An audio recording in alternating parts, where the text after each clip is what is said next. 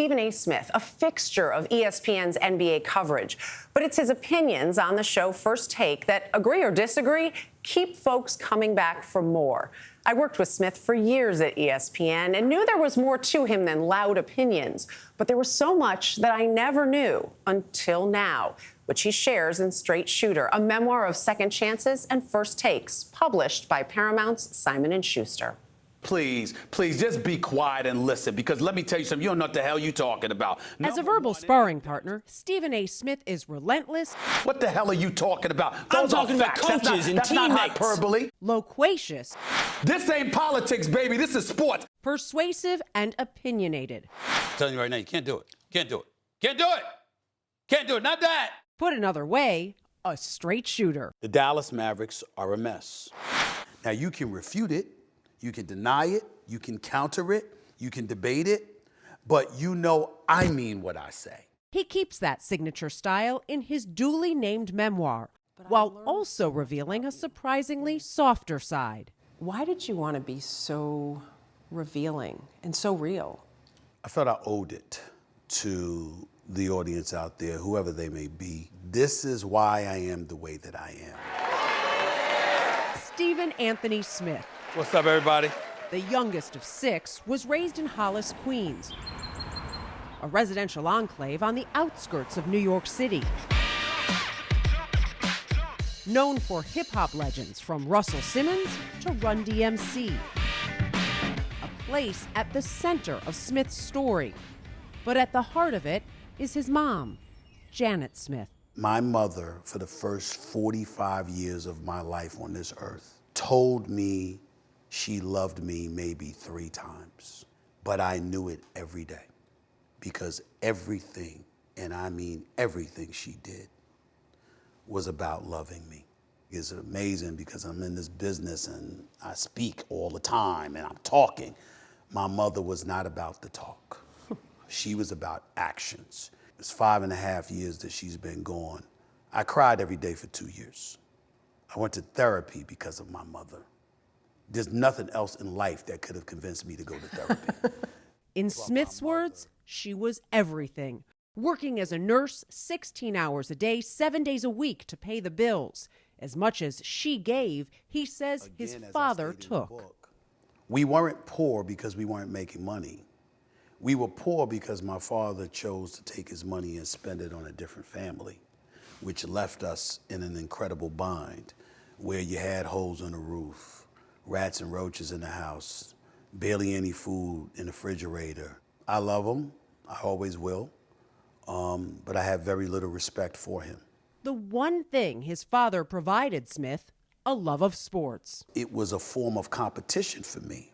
Not only did I get to a point where I would talk to him about those sports, eventually I would debate with him about it.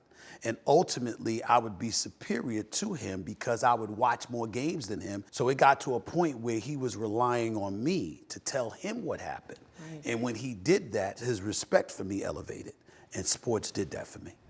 Smith grew up playing on the basketball courts at PS 192 near his house. He would end up playing college ball at Winston-Salem State University until an injury ended his playing career. So my mother sits down, being a straight shooter, as she was, and she said, so much for that basketball dream. That's not gonna happen. So now what is it that you're gonna do with your life? The first words that popped out of my mouth is, I'm gonna be on television. I'm gonna be a sportscaster. She was like, okay, well, Winston-Salem doesn't have a broadcast journalism class. I mean, what are you gonna do with a West Indian accent? And I said, well, I'll write for the school newspaper. His first article was on how his coach, Clarence Big House Gaines, should retire. At the time, Smith was still on the team. And there were people that were really mad at you. Sure. Assistant coaches wanted me thrown off the team, and Coach Gaines told everybody to back up. He said he told me what he was going to write. He told me why. He came to me and asked for permission to do it. And I told him to go ahead. That's what journalism is all about. Be fair, be humane, be decent, but call it like you see it. Smith rode his way to larger papers and roles, working as a news and sports reporter before earning a coveted sports columnist post at the Philadelphia Inquirer. Brace yourself. I'm going to defend Kobe Bryant. In 2003, ESPN came calling, his dream TV job. But it was Smith's dismissal 6 years later, he says, forever changed him. The best way I can say it is that it made me a better man. Not just a better professional, but a better man. How? When ESPN let me go, I felt I got screwed. I went home, but it wasn't to my house in South Jersey.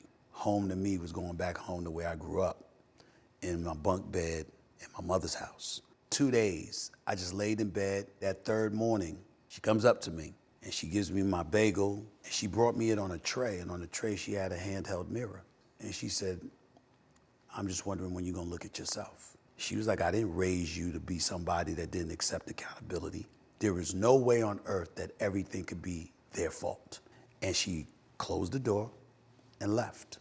And all I did for the next 24 hours or so was think about everything that I did wrong. And I just said, you know what? I deserve this. This is not who I am. And from that point forward, put myself on a path to resurrect my career. Smith worked his way back to ESPN. You cannot beat Kevin Durant and lose in the first round. That cannot happen. Eventually taking over the show he's now best known for, First Take. Oh, this is me with Chadwick Boseman. When I met him, he came on First Take. Over the years, Smith has reached a status on par with professional athletes and celebrities. I consider Jamie Foxx maybe the greatest talent in the history of Hollywood because of his versatility. Yeah. He gets on me from time to time, but he's always right. I know he is. Jamie, you heard that, just in case. He's always right. And of course, Sir this Charles. is my brother, Sir Charles, right here. So. Is he always right? No, absolutely not. He keeps a collection of signed jerseys. Of course, this is Bubba Chuck himself, the great Allen Iverson, and the greatest of all time, Michael Jordan, sent me his jersey. He scares me because this dude is obviously the GOAT in my eyes. There is no other. He doesn't Not talk many to me people scare you. Well, he's one of them. This is the man cave. And it's there that he keeps an eye on the sports world. To really dissect what I'm seeing and what's going on before I go on the air the next day. Whether it's on his podcast, tackling issues from politics to culture, I want to go to a deeper subject. or 10-plus hours a week of live sports TV, Stephen A. Smith has no plans to stop writing or speaking his mind. After all, why should he? I'm not expressing an opinion to convince you that I'm right. I'm telling you I'm right and daring you to prove me wrong. There's a difference. But people are still going to be mad. Sure. And they're going to be mad at you. Sure. You're okay with it? I'm totally fine with it because I did my job. I'm going to be fair. I'm going to be humane. I'm going to call it like I see it. And as long as I know that I'm that person, I sleep very well at night.